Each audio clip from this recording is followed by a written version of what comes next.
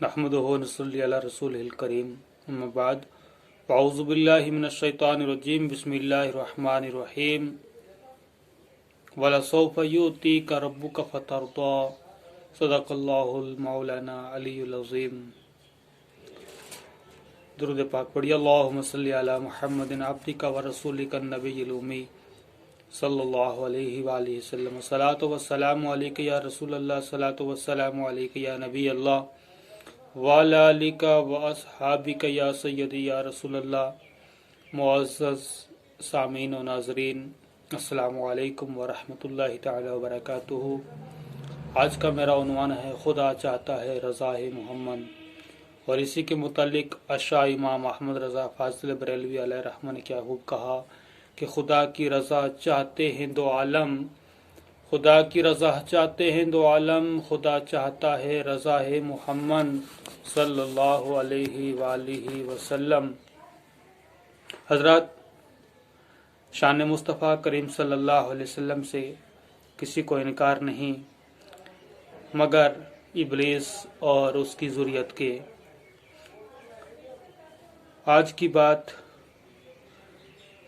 कि इब्लीस ने अज़मत नबूवत का इनकार किया, वो अज़मत नबूवत का इनकार करने में पहला है, और जिब्रील आमीन ने सबसे पहले इकरार किया, वो इकरार करने वालों में सबसे पहले हैं। आदम अलैहिस्सलाम को सजदा करने वालों में से पहले हैं। तो अब यहाँ एक बात शुरू ही में वाज़ेह कर देना चाहता हूँ कि सबसे पहले इनकार करने वाला इब्लीस, और उसने इनकार किया अज़मत नबूवत का। उस इब्लीस का इनकार करना तो समझ में आ रहा है, इसलिए कि कुरान हमें उसके इनकार के मुतालिक बता रहा है।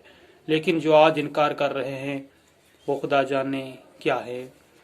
वो उसलिए इब्लीस ने तो इनकार किया कि वो इंसानियत की बरादरी से ही नहीं था, और दूसरा वो कोई आदम अलैहिस्सलाम की औलाद से भी नहीं था। लेकिन आज जो इनकार कर रहे हैं वो तो सब के सब इंसानियत ही की बरादरी में से हैं और आदम अलैहिस्सलाम की औलाद से भी हैं। तो फिर वो अपने बाप के रास्ते पर क्यों नहीं चल रहे? क्या ये भी नालायक औलाद हैं? देखिए क्या बुलंद मकाम है, क्या रिफत वाली शान है कि फरिश्तों को अल्लाह ताला ने हुक्म दिया सब आदम अलैहिस्सलाम को सजदा करो। जिस तरह के कुरान ने करीम में इसका जिक्र भी मिलता है। अल्लाह तबारक व तआला इरशाद फरमाता है, वइज़ क़ुलना लिल मलाइकति इसजुदू लि आदम फसजदू इल्ला इब्लीस अबा वस्तकबरा व काना मिनल काफिरीन। अब देखिए गौर से कुरान पाक की आयत मुबारका के आखिरी अल्फाज पर गौर करें कि अल्लाह ताला ने इस तरह अकड़ अकड़ कर इनकारे मकामी खिलाफत करने वाले के मुतालिक क्या फरमा रहा है, वकाना मिनल काफिरीन। तो अब आप बताओ कि ये अल काफिरीन का मतलब काफिर ही होता है ना। इसलिए कि अगर काफिर को काफिर कहना माना होता तो अल्लाह ताला खुद अपनी किताब में काफिर को काफिर क्यों कहता। आइए एक और आयत मुक़द्दसा पेश करता हूँ कि अल्लाह ताला ने खुद भी काफिर को काफिर कहा है और अपने हबीब सल्लल्लाहु अलैहि वसल्लम को फरमाया, महबूब तुम भी काफिर को काफिर कहो। जैसा कि कुरान करीम में इरशाद बारी ताला है, कुल या अय्युहल काफिरून, आप फरमाइए है काफिरो। आज मैं दिल खोल कर बोलने के मूड में हूँ। आज इंशाअल्लाह कुछ शरीयत की बातें होंगी, कुछ मारिफत की बातें होंगी, कुछ तरीक़त की बातें होंगी, कुछ सुन्नत की बातें होंगी, कुछ खिलाफत की बातें होंगी, कुछ इनायत की बातें होंगी, कुछ इताअत की बातें होंगी और कुछ शिफाअत की बातें होंगी। और आज आप सब ये देखिए कि मैं कहाँ से कहाँ तक बयान करता हूँ। यानी आज लोग कहते हैं कि काफिर को भी काफिर ना कहो। अरे अक्ल होती तो कहने से पहले खुद ही ज़रा सोच लिया होता कि मैं क्या कह रहा हूँ। और करना कि जब पूछा कि भाई क्या कहा आपने, किसको काफिर नहीं कहना चाहिए, बोले काफिर को काफिर नहीं कहना चाहिए। अरे खुद तो सब तुम पहले ही कह रहे हो काफिर को काफिर, और दूसरों को कह रहे हो कि काफिर को काफिर नहीं कहना चाहिए।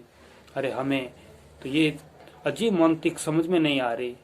इसलिए अगर यूं कहा जाता कि ईमान वाले को काफिर ना कहो तो बात तो समझ में आती, लेकिन ये बात तो समझ में नहीं आती कि काफिर को काफिर ना कहो।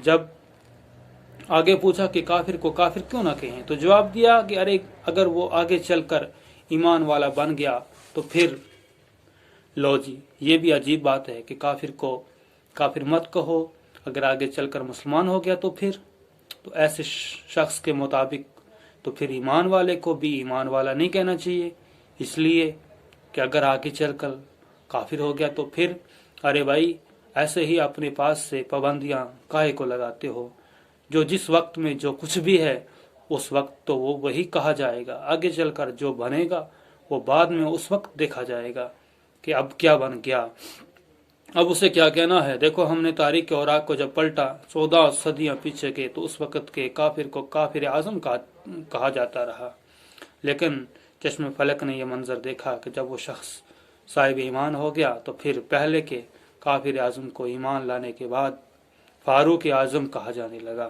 تاجدار خلافت کہا جانے لگا، امام المجاہدین کہا جانے لگا، امام الاولین کہا جانے لگا، پھر اس امیر المومنین پر عدالت فخر کرنے لگی، پھر اس مجاہد پر شرافت فخر کرنے لگی، پھر اس امام الصادقین پر صداقت فخر کرنے لگی، پھر اس فاتح اعظم پر خلافت فخر کرنے لگی۔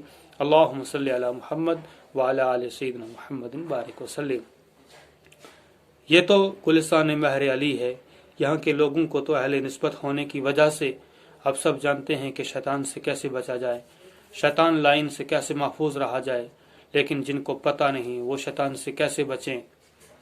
تو اس لیے سب سے پہلے یہ بات ضروری ہے کہ جس چیز سے بچنا چاہتے ہو پہلے اس کی پہچان ضروری ہے، اس لیے کہ جب اس کی پہچان ہوگی تو پھر اس سے بچا جائے گا۔ مثال کے طور پر ایک بچہ ہے، ایک چھوٹا بچہ، اور وہ اپنے پیشاب اور پخانے سے بچتا نہیں، اس لیے کہ وہ پہچانتا ہی نہیں کہ یہ کس قدر ناپاک ہے، یعنی جب اس کی ناپاکی کی پہچان نہیں ہوتی تو اس وقت تک اس سے بچنا ممکن نہیں ہے، پتہ نہیں ہوتا، اور جب عقل مند ہو گیا، جب تھوڑا سا بڑا ہو گیا تو پھر بچنے لگ گیا، اس لیے کہ اب اس کو پہچان ہوگی ہے کہ پیشاب سے بچنا ہے، اس لیے کہ یہ ناپاک ہے، یہ گندگی ہے، تو نتیجہ یہ نکلا اس چیز سے بچا جائے گا کہ جس کی پہچان ہو جائے کہ وہ نفرت کے قابل ہے۔ اور اب شیطان انسان کا کھلا دشمن ہے، لیکن جب اس سے بچنا ہے تو پہلے ضروری ہے کہ اس کی پہچان بھی حاصل ہو، اور جب اس کی پہچان حاصل ہو جائے گی تو پھر اس سے بچاؤ میں بھی آسانی ہو جائے گی۔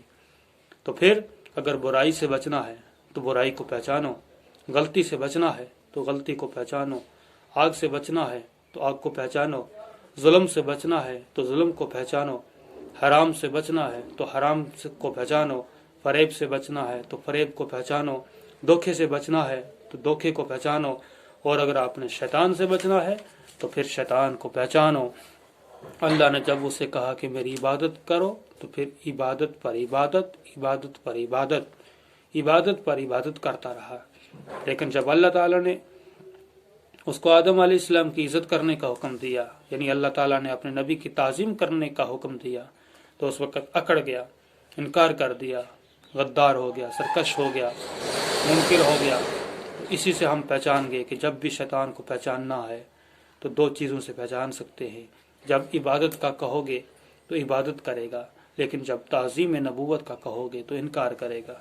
تو اب ہم پہچاننے کے لیے کسی کا اخلاق نہیں دیکھیں گے، کسی کی تعلیم نہیں دیکھیں گے، کسی کی قابلیت نہیں دیکھیں گے، کسی کی شہرت نہیں دیکھیں گے، کسی کی دولت نہیں دیکھیں گے، کسی کی صورت نہیں دیکھیں گے، ہم تو یہ دیکھیں گے کہ نبی صلی اللہ علیہ وسلم کا کس حد تک وفادار ہے، نبی صلی اللہ علیہ وسلم کا کس حد تک طرفدار ہے، نبی صلی اللہ علیہ وسلم کا کس حد تک تابعدار ہے، نبی صلی اللہ علیہ وسلم کا کس حد تک فرمانبردار ہے۔ اللہم صلی علی محمد وعلی آل محمد صلی اللہ علیہ وآلہ وصحبہ وبارک وسلم۔